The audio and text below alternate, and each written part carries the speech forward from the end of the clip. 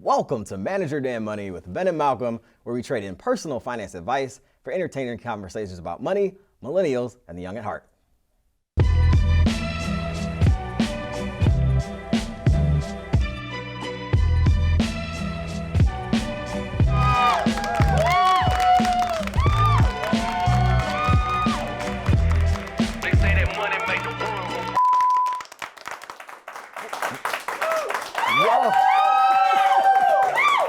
Welcome world to yet another episode of Manage Your Damn Money with Ben and Malcolm, where we trade in personal finance advice for entertaining conversations about money and millennials. Malcolm, how are you doing, sir? I'm feeling good, man. The champagne toast before the show didn't hurt. Absolutely, it did not. In addition to the fact that we are joined by a few people in the studio this evening for this recording. Why, Malcolm? Because this is our 100th episode, ladies and gentlemen.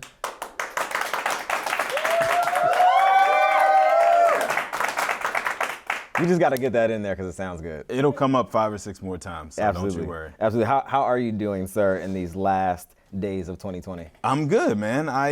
So I'm still coming down off my high, as you know, of being invited to speak at my alma mater for Financial Literacy Day. That was dope. Okay.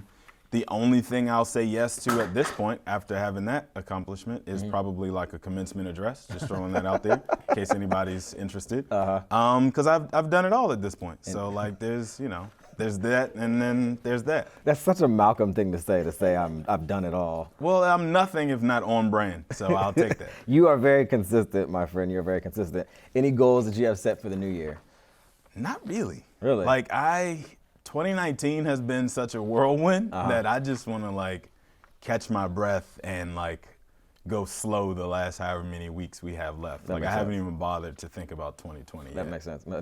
My goals in the new year are going to have something to do with just surviving this next stage of having had the triplets and maybe at some point getting some semblance of my own piece of a life back. Good luck. So that's the goal. I don't know if I'll be successful at all. Aren't you past survival mode at this point though? Hasn't some sense of normalcy kind of? We literally just landed into this is our new normal, literally within the last month and a half or so. Okay. So that gives me hope. Here's something you just made me think about. Mm-hmm. When you read bedtime stories, do you have to read them one by one, or do you just everybody gather around children? That's a fascinating question. I'm going to tell you a story about ... Right. The time I could have went pro, but my knees and I think that's the story you tell your kids. Oh, 100%. Indeed. 100%. Okay. I worked for NASA. I was the first man on the moon. Okay. When I have kids, they don't get all the stories. All the lies. All right, indeed. Fictitious fairy tales. Okay. Very good. Well, as we do on every episode of Manage Your Damn Money, it is now time for headlines. And this headline for this week in this show is Manage Your Damn Money reaches 100 episodes. That's right, ladies and gentlemen. We are our own headline today.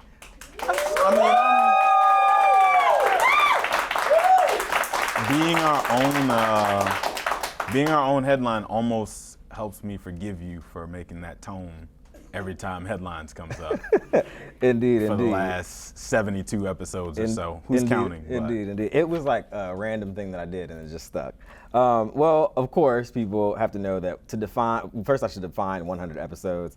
It's 100 episodes as a podcast. This show actually originally started as an audio-only podcast. Then it transitioned into video-ish kind of hybrid. And eventually we came into Montgomery Community Media, where it turned back into a full-fledged television show, which we are amazingly happy about. And then in a time where literally everyone has a podcast. Is that shade or is that no shade? I meant no shade, but I mean maybe a little tiny bit of shade. Okay. I don't know. I had to consider the source, and so I wasn't sure Indeed. If it was Right. Well, a couple details. We double as a television show and as a podcast, which is unique. And then some other highlights really quickly. We air on public access television stations across the Washington, D.C. area. And then also our podcast has been downloaded over 130,000 times as of my checking it to write this show. Can I stop you for a second? I just realized something that you forgot. I'm listening. You know how much I love superlatives. You forgot the award-winning, oh yes, twice over now, yes, show and podcast, Manage Your Damn Money, because we did just win another award this past weekend. We did. For Multimedia Visionary of the Year. Yes. Should have brought the award in the studio. Absolutely. Just heard from the studio audience. Uh-huh. But don't worry, it'll be here after the break. Yeah. But, you know, 2-time award winner in the same year. I just want to throw that out there. Yeah. So continue as you were, but I just want to make sure that that gets on the record. That's a big deal. And we don't really go into it much, but there is some history behind the show. Quickly, Manage Your Damn Money started out as a web series with just myself. It was so did Insecure, by the way. So, I mean, you know. Indeed. We're on the right track. It started out as Manage Your Damn Money with Ben Carter. And then we did 2 seasons of the web series, which are actually on the website still. And then at some point, Malcolm, you and I met. Why don't you tell us about, what do you remember from when we met? This sounds like a setup for one of my favorite episodes of Martin. But actually, you and I, we met at a party that one of my clients got a promotion, and I think you worked for him at some point. Okay. I'm still listening. It does not sound familiar at all. But continue. And you don't remember at all? I don't remember that part. Remember? Okay, anyway, sorry. So we were at this party and we were having a conversation, and you handed me a card that said "Manage Your Damn Money," and I was like, "Well, wait a minute. Like, tell me more." And then we started having a conversation, I think, about like your vision for what it could be beyond just the web series and that sort of thing. And I was like, I don't really care all the details that you're telling me about. The name is everything, so count me in. And then that just kind of, I think it went from there. Yeah, absolutely. We didn't start the show until as a podcast until like maybe like a year or so after. It might have been even longer that we. I don't even remember where that idea came from. Yeah, it was. Well, I've been pushed by even certain people in this audience to transition the show into a podcast format. Got it. And that was the impetus for the conversation that I had with Will, who's the third member of the team and co-creator of the show, to kind of transition. And when we thought about who we could bring on as a co-host, Malcolm was the person who I knew who was actually also working in finance, who seemed like a good person to talk to about it, and the rest is history. So what are you most proud of having reached 100 episodes? If I can brag for 2 seconds, absolutely. If that's allowed on the show. No one's gonna stop you. The thing that I think I get most excited about is when people who I have no idea who the heck they are start talking to me about the show. Oh, wow. Like, I've literally been in Starbucks a few times here in like the DC area, and somebody was like in line and was like, "Where do I know you from?" And then they came back and were like, "Manage your damn money." I was like, "All right, well, don't shout at me. Like, I'm working on it, Jesus." But like that kind of stuff, like, or when people like online on social media will like reach out and start talking about the show, right? As if they've been listening since day one, which I imagine all of our listeners and folks like probably have, right? And if they went back and listened from the first episode, and then so I like that kind of stuff is exciting to me. Right. An experience like that immediately came to mind. I was walking through a Costco, pushing a cart to pick up some formula because the girls were still in the car. Going into super dad mode. Super dad story. Getting formula because we ran out. The girls were in the car with Monica, and they were eventually crying really loudly, and it was crazy. And I'm going down an aisle trying to find, I think it was paper plates. And this woman who's on one of those electric wheelchairs with the like handles. I don't like where this story's going. She looks at me in the aisle and says, "Manage your damn money." And I was just like, and you would think like a conversation wouldn't ensue after that. Yeah. She literally was just like, "All right," and have a nice day. and kept moving down the road. And I was just like, well, that was an interesting experience. So that or was that truly the origin story of how you just came up with the name of the show?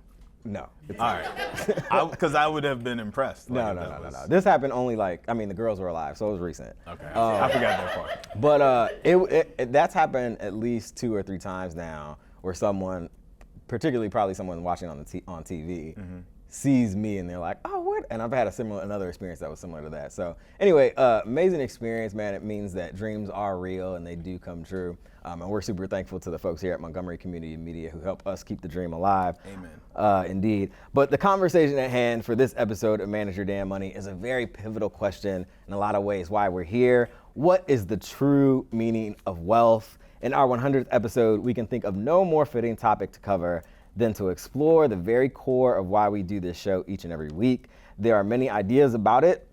Rappers talk about it. CNBC discusses it and writes articles about it. And while people who have it oftentimes don't share a lot about it, that thing that we're talking about is wealth. To attain any measure of wealth, we first have to understand what it is. That's why in this episode, alongside our live studio audience, come on, seeking a little bit of applause,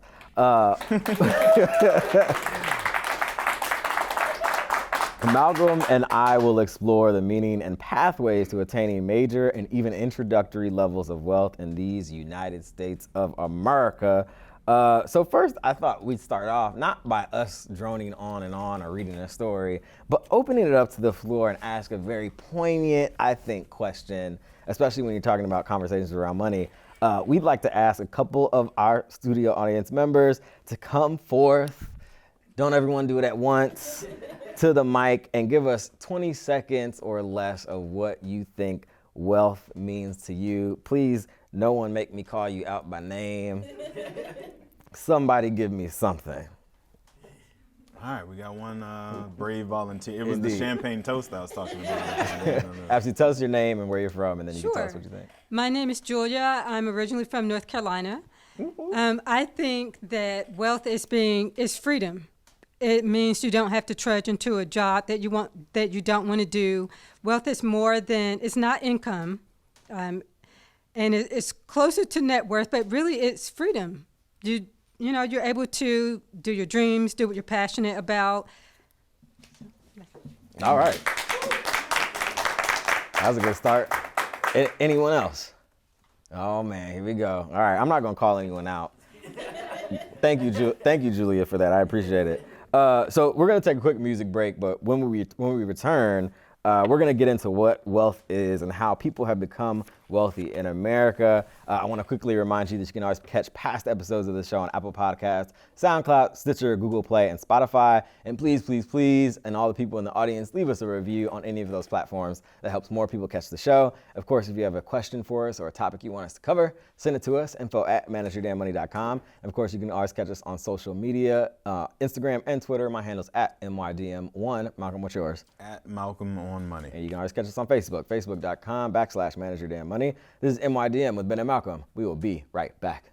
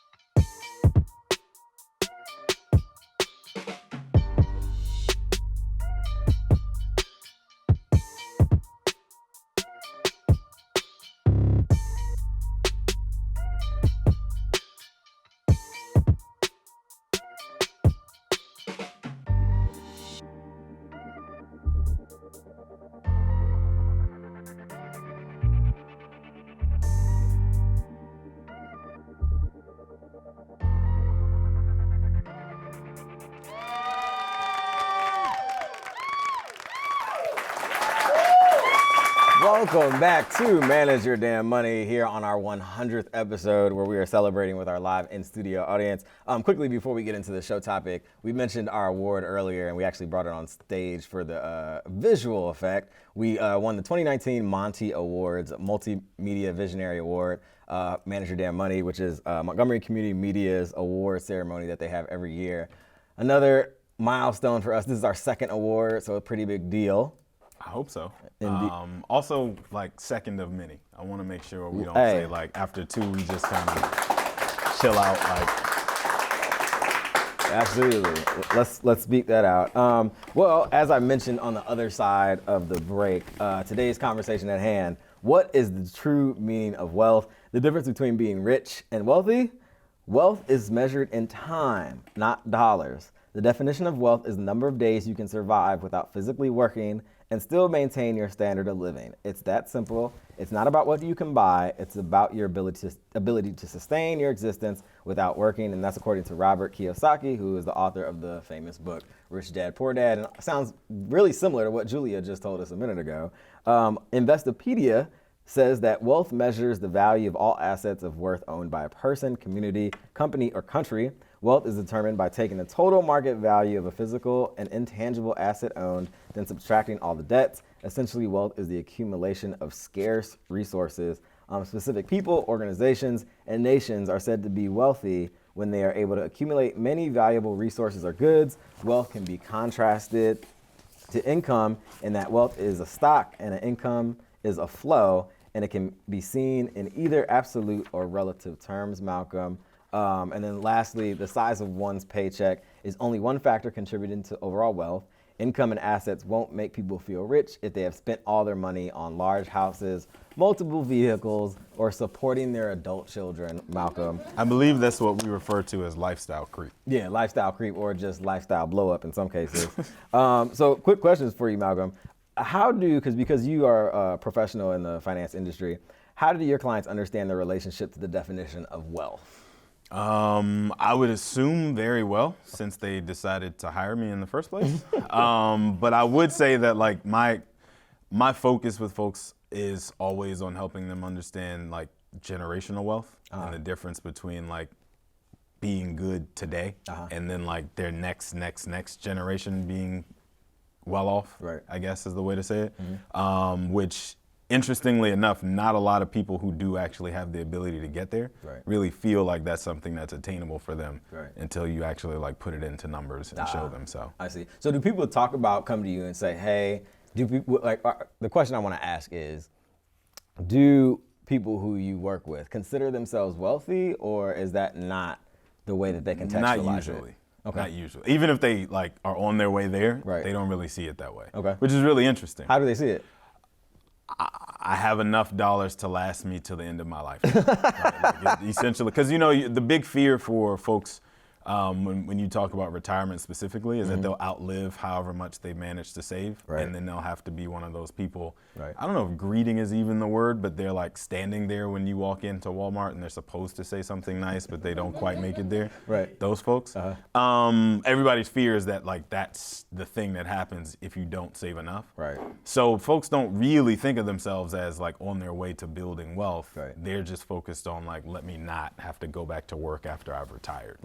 Is wealth about money exclusively, or are there other factors involved? Well, I mean, I actually agree, obviously, because it showed up in the show script somehow miraculously, but I actually agree completely with Robert Kiyosaki in the sense that, like, it's really about your freedom and how much time you have that isn't dedicated to working. So how many days you can go without having to work to sustain your lifestyle is really what, to me, the true meaning of wealth is. And so maybe it's not tied to a specific dollar amount, as we'll get into later in the show, but it's tied to, like, what your value set is, or, you know, how you decide to occupy your time. One of the most interesting components about the conversation about wealth, at least to me, is the discussion as whether if being rich makes you wealthy. What are your thoughts on that? Absolutely not. So I can't remember which of the multitude of stand-ups there are, but it's one particular one with Chris Rock where he says that Wealth is something you can't get rid of, like no matter how hard you try, Right. generation to generation to generation. You can try really hard and you can't get rid of it. Right. Rich is something you can lose after one wild summer.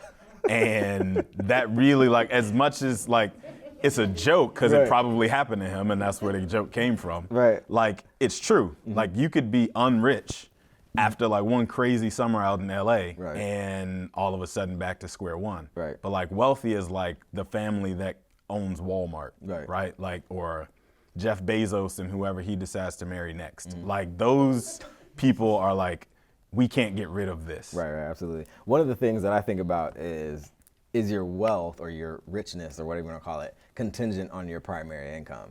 So I'm thinking like, for instance, athletes, basketball players, NFL players, recording artists. The question is, what would happen to their standard of living if their income suddenly stopped? It depends on what they own. Right. Like if you think about most retired basketball players, for example. Right. Like I'm going to use Charles Barkley as an example, right? Oh, that's a good one. So Charles Barkley, from what I can tell, his income still is based on his ability to sit on the stage and talk trash for 3 hours and entertain, parts of America that like what Charles Barkley has to say. I think he does a great job at that, but continue. Count you in that bucket of people that like what he has to say. Count me But in. I know there's a lot of people who wouldn't be mad if they turned on TNT one day and he wasn't sitting there anymore. But then I'll use Shaq as the opposite example because Shaq actually sits on the same stage as he does and occupies the same space as a retired former basketball player that can't walk without wobbling his knees.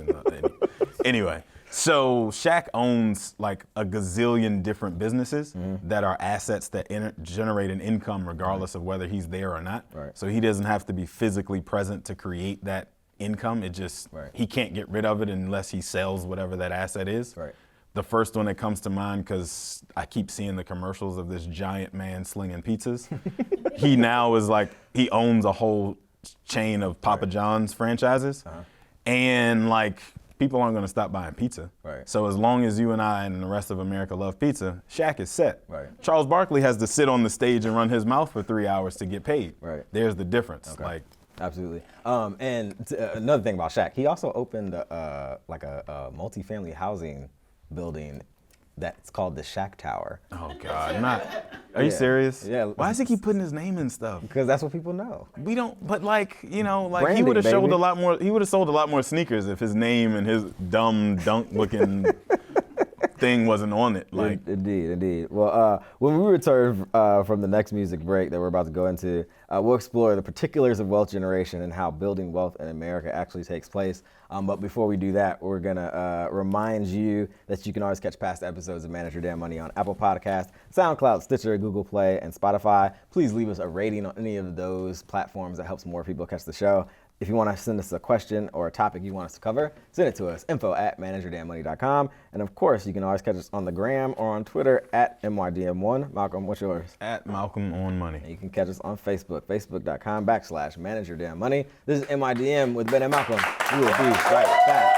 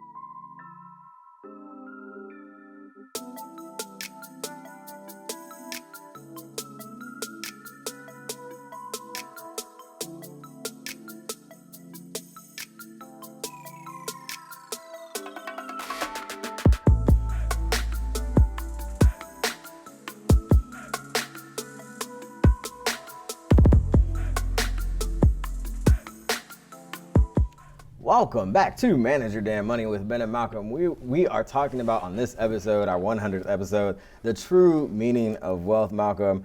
So we've been discussing wealth and kind of what it means to us or what we think about it. Some quick facts on this topic. How much money Americans think you need to be considered quote unquote wealthy. This was a May 2019 piece on CNBC.com by Kathleen Elkins. Charles Schwab 2019 Modern Wealth Survey asked 1,000 adults between the ages of 21 and 75 what personal net worth they would need in order to be wealthy. Gen Z, as a collective, said it takes 1.49 million to be considered wealthy. Millennials, That's cute. Yeah, indeed. Millennials, Malcolm, said it takes 1.94 million to be considered wealthy. That's less cute. Less cute, right? Gen X, which is older than millennials, Right.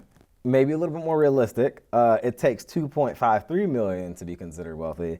And then, of course, the final group that we have to discuss, boomers, they said it takes 2.63 million to be considered wealthy. Do you have any thoughts on that breakdown in terms of how it looks? I'm a little shocked to my foundations, Okay. to be honest, that the two younger generations in there think it takes somewhere between $1.5 to $2 million. To be wealthy? Just considering the fact that $2 million won't be worth the same thing 30 years from now Right. as it is today. Right. So if you asked, like, or if say a 65-year-old walked into my office and said, how much do I need to be able to retire today? Right. I would feel comfortable telling them, unless they have some ridiculously lavish lifestyle in this area, about $2 million will do you just fine. Okay. You'll be good. Right.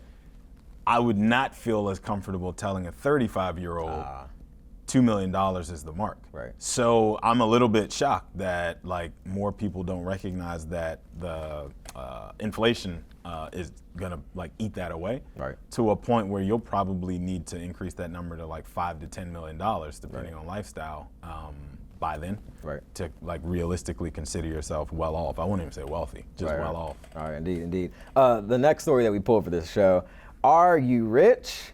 How the Wealthy Are Defined. This was a June 2019 piece on U.S. News and World Report by Marilyn Leponzi.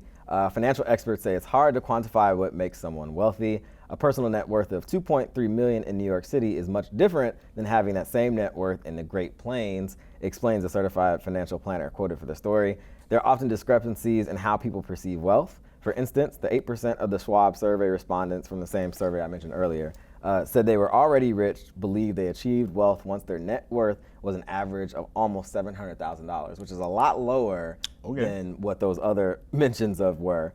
Also, that's like I said, well below the 2.3 million average cited by others surveyed.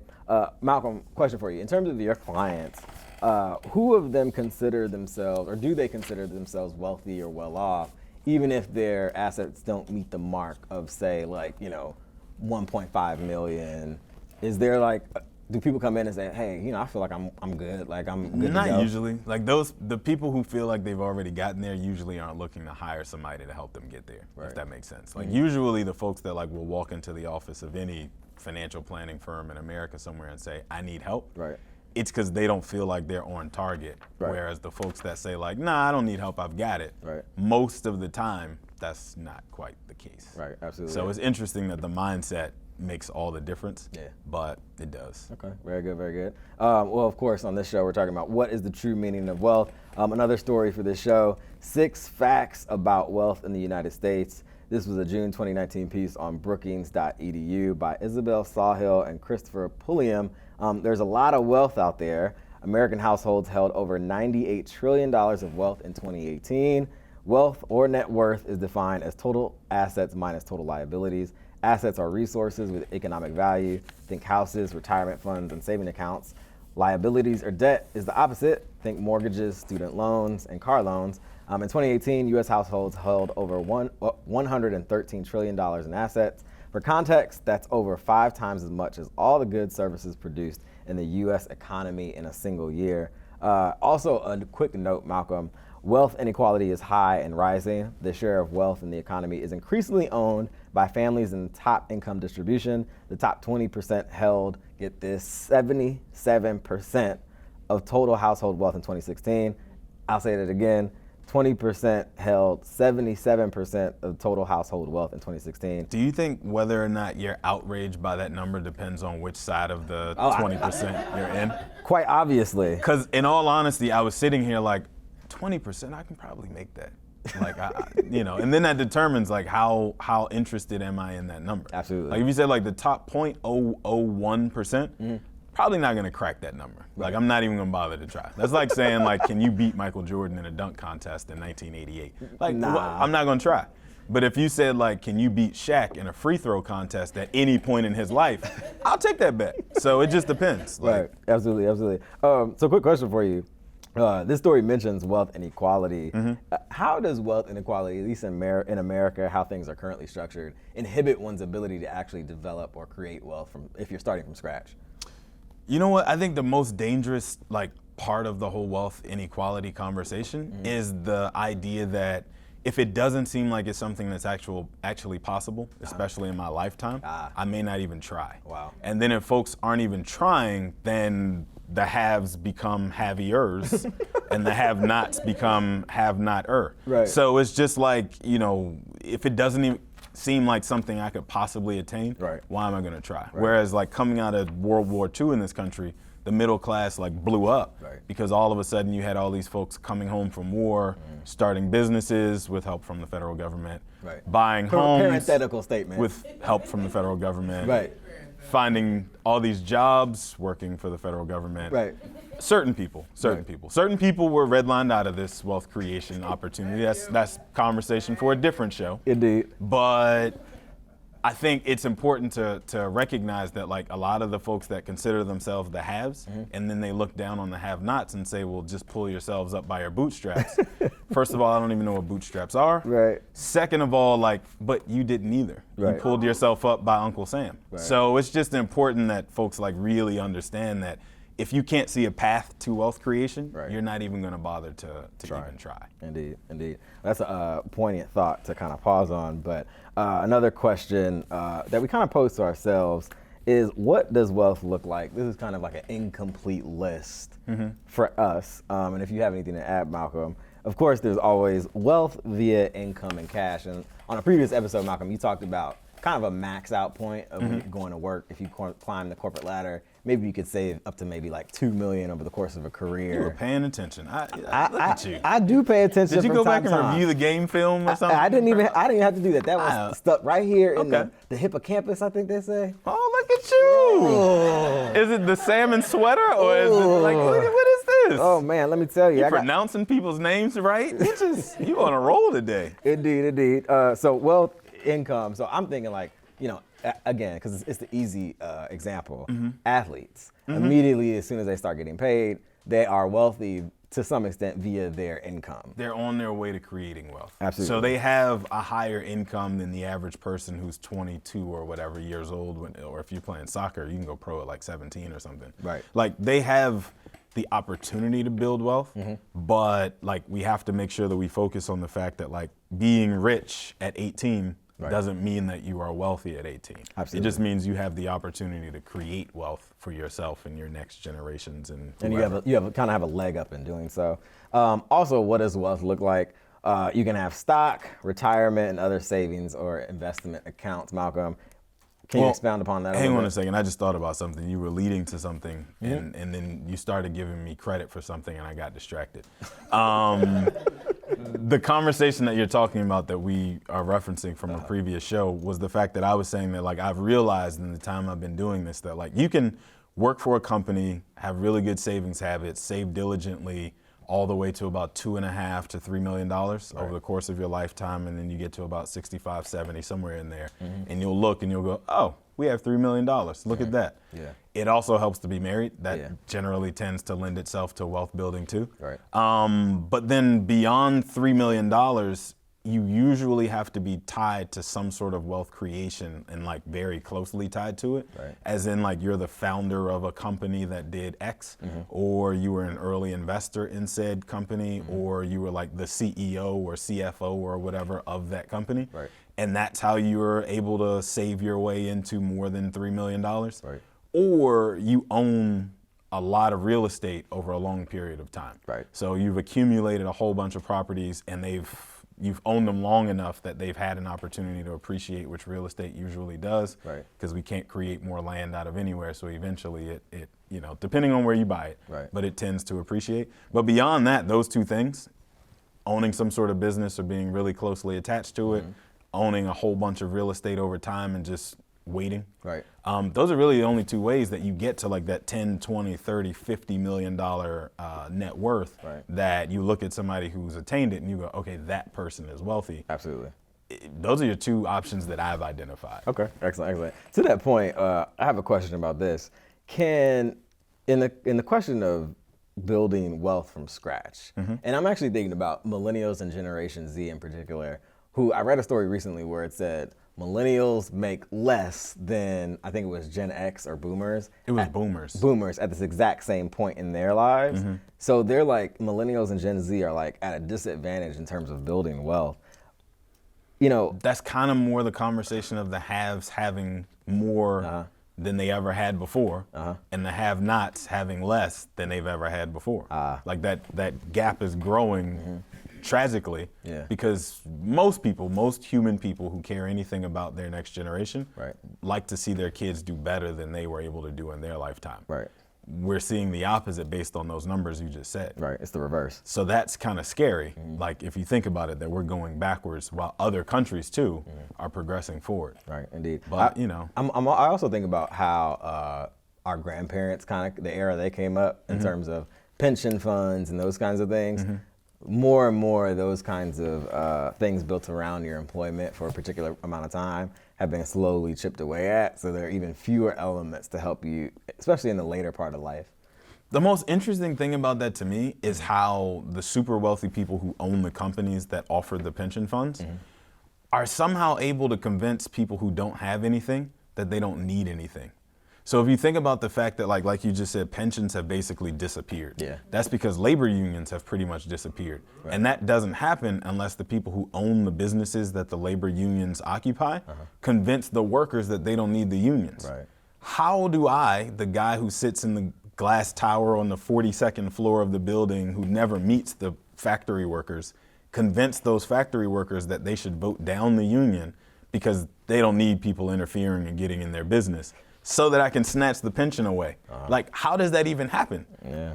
But that is America, and that's like so amazing to me though. Like you can just put on a red hat and all of a sudden like you're aligned with the haves, but you still have not. That is, that's some sorcery right there. You into some James Baldwin type stuff right now. Well, how do people attain a measure of wealth? This is kind of a list that we have in terms of, making some headway. First, you can earn it the hard way. You can start a business, as you mentioned, Malcolm, or climb the corporate ladder, giving you the income and presumably the savings that puts you amongst the wealthy. People who built it from scratch, so to speak. Robert Smith, who just paid off the loans of some Morehouse grads. Also, And their parents. Who's that? And their parents. And their parents. Also, you just rolled through that like, and their parents, like that. like hold on a second. Let's take a step back. Thank you, audience member. I got it. Let's just focus on the fact for a second that the parents who are at the graduation ceremony celebrating their students, their kids, still have student loans themselves for this benevolent billionaire to pay off for them too. Like that right there is an obvious showing of what's wrong with the system, right? The fact that my parents come to see me graduate and now we're both sitting there thinking about how am I going to pay back this money? Right. That is a problem. Absolutely. All other millionaires, billionaires who kind of built it from scratch. Bill Gates is one as well. Then you also have inherited wealth. Grandma and granddad leave you a pile of money, a trust, or assets which represent the significant value in the marketplace. And you mentioned them earlier, the Walton family. That's a great example of inherited wealth. And that Walton family is the family, or what was his name? Sam Walton. Sam Walton founded Walmart. And then, Sam's Club. Right. Oh, I didn't know that. Okay, very good. The more you know. Indeed. And after he died, what happened? The kids now have. So Sam Walton, one individual person, built Walmart from one little hobby store in Bentonville, Arkansas. Wow. And all of a sudden Walmart is like the biggest retail company in the world before Amazon comes along, right? Right. Sam Walton dies, and through the trust basically that was created for the family to distribute his assets, 9 billionaires were created overnight. Whew. So if you think about the fact that Sam Walton's kids then have their own children, I don't know what that number is. 9 is a much easier number to store in the hippocampus you mentioned. Let's say it's 50, right? Let's say the Walton family, now it's the generation under the third. The grandkids, it's 50 of them. Right. Well, that's 50 billionaires. Yeah. Well, let's not even say billionaires. There's 50 multi-millionaires that have been created just by being born. Right. And then they have kids, and then they have kids, and all of those gazillionaires have been created just based on that one person who passed that along to all of those different generations. Absolutely. That is essentially the short version, the Cliff Notes version of what generational wealth even means. But like, no matter how far down the lineage you go, they can't spin their way out of it because the money earns so much money on top of itself that it replaces the crap you just bought at whatever interval you decided to buy it. Right. But to bring it back, the pro athlete you're talking about for a second, we've seen many a documentary, thanks to ESPN, about folks that I can't remember the dude's name that played for the Oakland Raiders, that bought a car in whatever city they were playing in, let's say Buffalo, decided to leave the car in Buffalo because he didn't want to have to worry about shipping it back to Oakland where he was, just left it on the street. Left the keys in it and said, whoever finds this car, you can have it. A $200,000 Italian sports car. I can't remember what brand it was. That's how you lose money. Rich in one crazy summer. So that's the difference. Right, absolutely, absolutely. And then, as you mentioned, there's also wealth that's rooted in entertainment. And I say rooted for a particular reason. Beyonce, LeBron James, Curtis Jackson, and other entertainment greats had doors to wealth creation opened by their incredible talents in entertainment and sports. This technically is still earning it the hard way until you're able to make other investments using the primary income from your entertainment money. And those people who I think about 50, aka Ferrari in particular. I thought Curtis Jackson sounded familiar. I couldn't quite put my finger on it. Really? Okay, excellent. Is he on Power? I think he makes some guest appearances there from time to time. All right, anyway, we're getting off subject. Indeed. But he made that deal that we talk about regularly on the show with vitamin water, where he basically put himself up as a spokesperson for the brand, and then it got sold. And how much? Do you remember how much he made? $400 million. $400 million? I think so. Dang. All right. So I think he put in $500,000 or something to become an investor in it. And that's when he walked away, he got $400 million. And that's purely from the fact that he's 50 Cent, buff rapper. But I mean, if you think about it, how many other rappers are out there that had that same opportunity and didn't quite do it?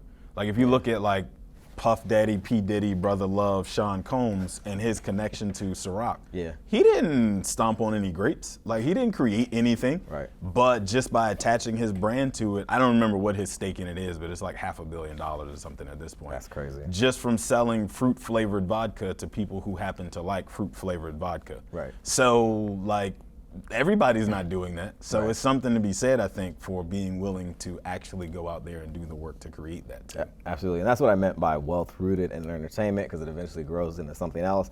Then, as you alluded to, Malcolm, wealth through real estate. One of the oldest types of wealth is generating income through real estate, that's homes or commercial property. And it gives individuals the outsized ability to multiply their wealth.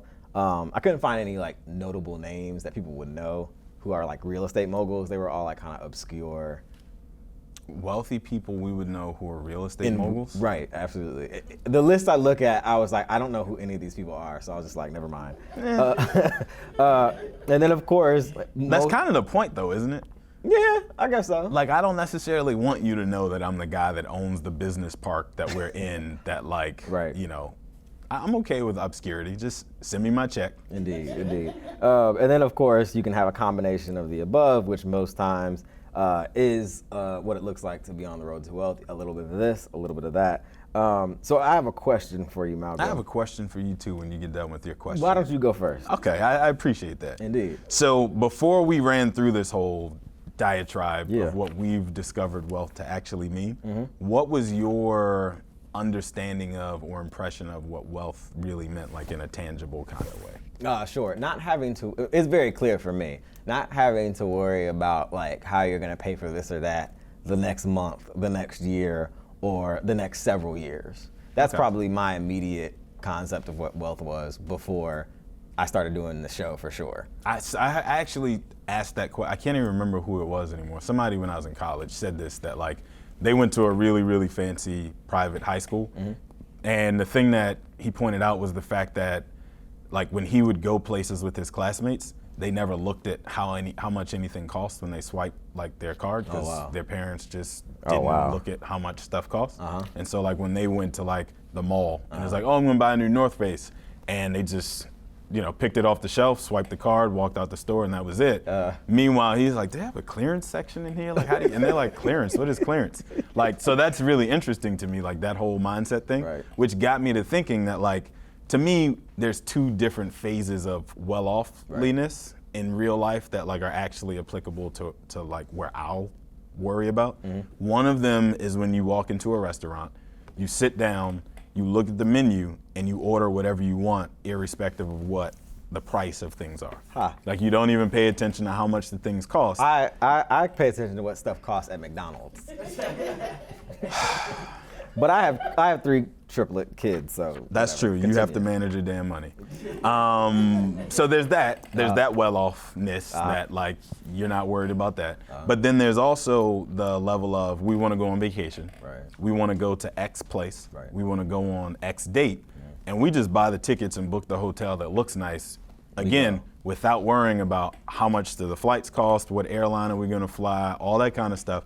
You just book the vacation and you do the thing that you want to do when you, like those are the two things to me that I think give you a good indication of like where you are in life. Absolutely, absolutely. So the question I have for you, Malcolm, but also to our live studio audience, and we're going to do this one a little bit differently. Oftentimes normal people assume we are nowhere within earshot of wealth in any major sense, but you could be mistaken, Malcolm. So my question is this to our audience. Who here, by a round of applause, thinks wealth is nowhere in sight close to them personally? Oh, so then if I ask, they all know you, so clearly. So then it should be the opposite then. Who here thinks wealth is within smelling distance of them? Well, some people aren't clapping, so either it is or it isn't. You did say smelling distance though, like. I mean, like adjacent. Does that mean like it lives on your block, in your building? It's on the horizon. Okay. I mean, I can see it. I can smell it. We got all kinds of responses in studio. Well, Malcolm, do you think sometimes people underestimate who in their circle or circle adjacent it could, not necessarily, we won't even call it wealthy. We'll just call it like well off or well to do. Do people underestimate how many people are actually doing that well? No, I think people underestimate the value of putting themselves in those circles, though. Because of the way iron sharpens iron, to use yet another cliche. Because I'm old now, so I get to do that. Absolutely. I think it's important that people understand the value of just being in the room and like having conversations with people that are in that position, because it makes you then think about money differently and like engage with money differently, rather than just assuming like nobody has anything, so what's the point? And we'll all always be at the bottom of the list. Like who's in your orbit matters, I think, more than people recognize. I have a story which is actually about our occasional floor director and show director here at Montgomery Community Media, Chuck, who he told me this story about the fact that his I'm already concerned. Grandparent, grand uncle, whatever, owned like a condo in DC. And Chuck's a native Washingtonian, so he probably knows a lot of these stories. Yes, indeed. And he talked about how through whatever circumstances or scenario, he came into ownership of that particular condo, and he was able to, he held it or did, there's a bunch of different things in the story. I see you were paying attention. But the long story short was he was able to sell that condo for a profit. Obviously, with him having not spent any money of his own, he referred to it as found money. And I thought that was a kind of poignant component of what wealth looks like in a kind of unassuming way. Like you wouldn't think, that doesn't make Chuck necessarily a millionaire or anything like that, but it is money and a significant amount of money that he didn't expect. And he said, you know, my house and such will be my kids' quote unquote found money. And I thought that was an interesting thought around what could wealth next to you actually look like? And that's wealth too, I would think. Generational wealth. Absolutely. So I was saying that about like real estate being the thing over long periods of time that creates that significant wealth because it creates an income that like you can't spend your way out of. Part of that is never selling that real estate that for those of you who know anything about DC knows that it just for whatever reason continues to appreciate without any like hiccups in that process. Especially now. Even through like 2008 and the downturn in the economic system, like we maybe a small little teeny slowdown, but DC real estate is just like its own engine that keeps going. And so the longer you're able to hold on to that in your lineage, the longer it has to appreciate. And ultimately, like it just is generating enough income on a monthly basis or an annual basis that like somebody in your line doesn't have to go to work in the morning when they don't feel like it. Right, absolutely. So a quick question or a couple questions before we close this show. The main one, I think, when we talk about wealth is how can you harness the power of wealth creation for yourself? I would say first, if folks haven't already, they can go back and listen to the previous 99 episodes of Manage Your Damn Money. And you will be on your way. Is that a podcast? I think it's a podcast and a television show. Oh, go figure. Oh, excuse me, superlatives. Where can I find that if it's a podcast? I'll tell you in a second. Okay. It's also award-winning. Please tell me more. But if you listen to that or watch that, you'll be on your way to figuring out how to create wealth for yourself. Is it on SoundCloud? I think it is. Is it on Stitcher? It could be. Is it on Google Play? I think. Apple Podcasts? Yes. Spotify? Yes. Ooh, I can find it everywhere. Indeed. Okay. Indeed. But also, a little bit more seriously, wealth is and can be generational in the way that we set up our next generation for success. So hopefully for my kids, I'll be able to create some measure of wealth. I had 3 kids at once, so we're just gonna pray on that one. And then understand that aside from becoming a multi-million-dollar recording artist or athlete tomorrow, the road to relative wealth when starting from zero is slow and only attained through discipline, some calculated sacrifice, and I think Denzel Washington talked about this, consistency. Figured out a way to slide that in there. Absolutely, absolutely. Am I missing anything? No, man. I think the key is really understanding that it doesn't happen overnight. Yeah. Because I do get those text messages, LinkedIn messages, whatever, with people that are either trying to sell me on investing in foreign exchange and some kind of currency that's going to change my world overnight. Or they're asking me for like information about how to do either. Right. And I stay as far away from get rich quick schemes as you possibly can. Right. Because like the phrase is an oxymoron. Like you don't get rich quick. Even the people who win the lottery didn't get rich quick because they've been buying lottery tickets for 62 years. Like that's just the way the world works. Indeed, indeed. Well, that was our episode on what it truly means to be wealthy in America. We want to thank our wonderful in-studio audience for their attending tonight. Woo!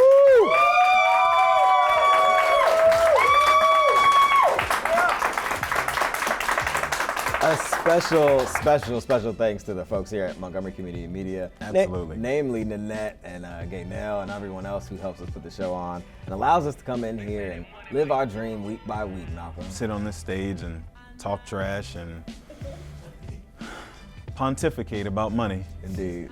I appreciate Montgomery Community Media for giving us the opportunity to sit here and talk about money so that I don't have to go home and bore my wife to death by talking about it there. So Indeed. that's Indeed. my thank you. Absolutely, absolutely. Well, as Malcolm alluded to, I want to remind you can always catch past episodes of Manage Your Damn Money on Apple Podcasts, SoundCloud, Stitcher, Google Play, and Spotify. please leave us a review on any of those platforms. And if you can't leave a review on the episodes, do that as well. You have 100 to choose from now. If you have questions or a topic you want us to cover, send it to us, info@manageyourdamnmoney.com. You can always catch us on social media, Instagram and Twitter. My handle's @MYDM1. Malcolm, what's yours? @MalcolmOnMoney. And of course, you can catch us on Facebook, facebook.com/manageyourdamnmoney. This has been another episode, our 100th episode of MYGM with Ben and Malcolm. Until next time, be good with your money. Peace. Peace.